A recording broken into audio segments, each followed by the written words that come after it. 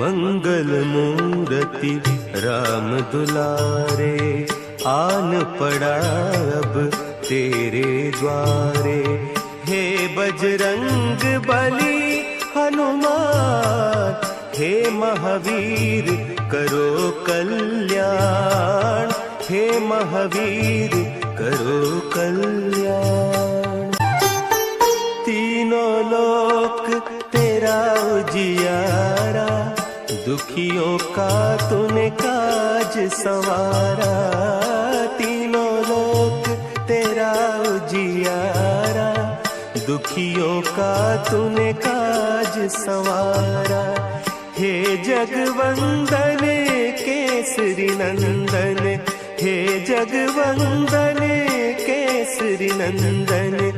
कष्ट हरो हे कृपा निधान, कष्ट हरो हे कृपा निधान। मंगल मूर्ति राम दुलारे, आन पड़ा अब तेरे द्वारे। हे बजरंग बली हनुमान, हे महावीर करो कल्याण, हे महावीर करो कल्याण। जय बजरंगबली, जय श्री राम। प्रिय भक्तों, हनुमान गाथा चैनल में आपका स्वागत है। पिछले एपिसोड में हम जाने थे कि कैसे मारुति अपने माता पिता से आज्ञा लेकर मुक्ति बानर के पास जाते हैं और दोनों में युद्ध होता है और फिर अंत में मुक्ति बानर को एक गुफा में मारुति बंद कर देते हैं और मुक्ति बानर को आश्वासन देते हैं कि हम शीघ्र ही आपके मुक्ति का उपाय जरूर करेंगे। उसके बाद मारुति सोचने लगते हैं कि हमें क्या करना चाहिए। फिर मारुति सोचते हैं जब तक इन समस्याओं के बारे में हमें पूरी जानकारी नहीं होगी तब तक हम इसका समाधान नहीं कर सकते। फिर मारुति अपने दिव्य शक्ति से मतंग ऋषि से संपर्क करते हैं और मतंग ऋषि से पूछते हैं कि आखिर ये सब क्या हो रहा है और विश्वकर्मा देव बानर के रूप में कैसे धरती पर घूम रहे हैं और उनकी मानसिक स्थिति भी ठीक नहीं है। फिर मतंग ऋषि मारुति को बतलाते हैं कि कैसे ये श्रापित हुए और कैसे इनको ये सब भुगतना पड़ रहा है। मतंग ऋषि बतलाते हैं कि 5 माह पहले विश्वकर्मा देव सभी देवताओं को और देवताओं के पुत्रों को आमंत्रित करते हैं और वो चाहते थे कि उनकी पुत्री चित्रांगदा का स्वयंवर हो और उसमें चित्रांगदा जिस भी देव पुत्रों का चयन करे, चुनाव करे, उससे चित्रांगदा की शादी कर दी जाए। और इसके लिए विश्वकर्मा देव बहुत ही उत्सुक होते हैं और जब सभी देवताओं को पता चलता है कि चित्रांगदा की स्वयंवर की तैयारी हो रही है तो सभी देवपुत्र भी बहुत खुश होते हैं और कहते हैं कि इतनी सुंदर और इतनी अच्छी लड़की से शादी करने का सौभाग्य पता नहीं किसको मिलेगा। और सभी देवपुत्र खुश होकर उस स्वयंवर में भाग लेने के लिए पहुंच जाते हैं। फिर विश्वकर्मा देव चित्रांगदा को बुलाते हैं और बोलते हैं कि ये सभी देवपुत्र हैं और इन देवपुत्रों में जो भी तुम्हें पसंद हो उनके गले में हार पहना दो और जिनके गले में तुम माला डालोगी उसी से तुम्हारी शादी कर दी जाएगी। फिर चित्रांगदा थोड़ी देर सोचती है और फिर बोलती है किंतु मैं इन सब में से किसी से भी शादी करना नहीं चाहती। फिर सभी लोग आश्चर्यचकित होकर देखने लगते हैं कि ये आखिर चित्रांगदा कह क्या रही है।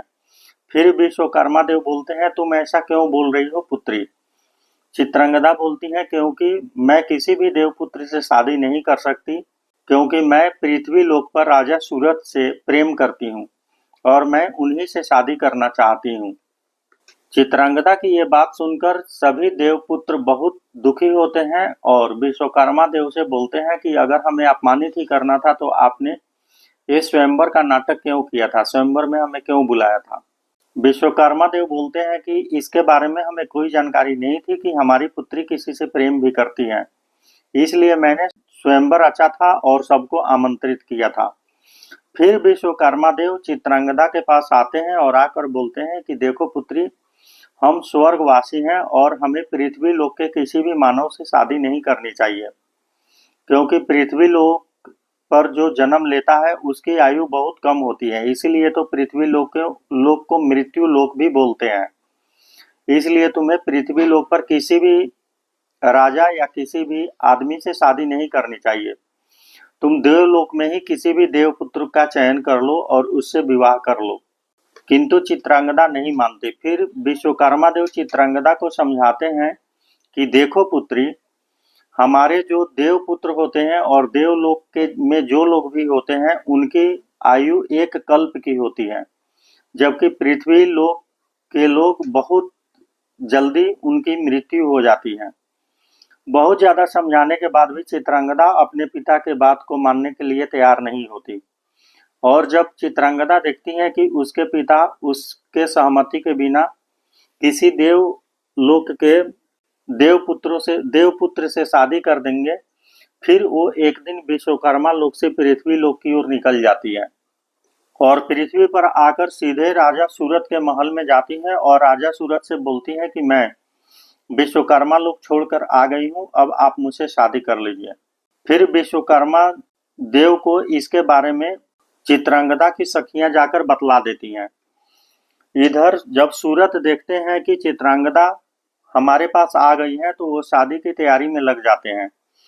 चित्रांगदा और राजा सूरत दोनों बहुत धूमधाम से शादी की तैयारी करने लगते हैं और शीघ्र ही शादी करना चाह रहे होते हैं। जब शादी की पूरी तैयारी इधर हो चुकी होती है, उसी समय विश्वकर्मा देव चित्रांगदा के पास पहुंच जाते हैं और राजा सूरत के महल में आकर चित्रांगदा के सामने प्रकट हो जाते हैं। चित्रांगदा बोलती हैं, मैं अपने पिता को देखकर बहुत खुश हुई और मुझे ये जानकर बहुत आश्चर्य हो रहा है कि मेरे पिता मेरे विवाह पर मुझे आशीर्वाद देने आए हैं। तभी विश्वकर्मा देव बहुत ज्यादा क्रोधित होते हैं और क्रोध में आकर बोलते हैं कि मैं तुम्हें कोई आशीर्वाद देने नहीं आया हूँ, बल्कि मैं तुम्हें दंडित करने आया हूँ, और तुमने अपने पिता और माता को अपमानित करके और पृथ्वी लोक के किसी राजा से शादी करना चाहती हो। इसलिए जाओ, मैं तुम्हें श्राप देता हूँ कि यदि तुमने अपने पिता द्वारा बिना कन्यादान किए राजा सूरत से शादी करोगी तो उसी मंडप में उस राजा सूरत की मृत्यु हो जाएगी। इस तरीके से चित्रांगदा के सामने ही विश्वकर्मा देव श्राप देते हैं और श्रापने के बाद वहां से अदृश्य हो जाते हैं। अपने पिता की श्राप को सुनकर चित्रांगदा बहुत दुखी हो जाती है। विश्वकर्मा देव श्राप में ये भी श्राप देते हैं कि देवलोक में उत्पन्न होने के कारण, देवलोक में जन्म लेने के कारण तुम्हारे पास जो दैवी शक्तियां हैं वो भी आज से तुम्हारी समाप्त हो जाएगी। ये श्राप सुनने के बाद चित्रांगदा बहुत दुखी होती है और राजा सूरत के पास जाती हैं और राजा सूरत से विवाह करने से मना कर देती हैं। राजा सूरत बोलते हैं, नहीं, मैं तुम्हारे बिना जिंदा नहीं रह सकता, इसलिए तुम और हम शादी करेंगे। चित्रांगदा को पता होता है कि यदि हम राजा सूरत के महल में रहेंगे तो राजा सूरत हमसे शादी किए बिना नहीं मानेंगे।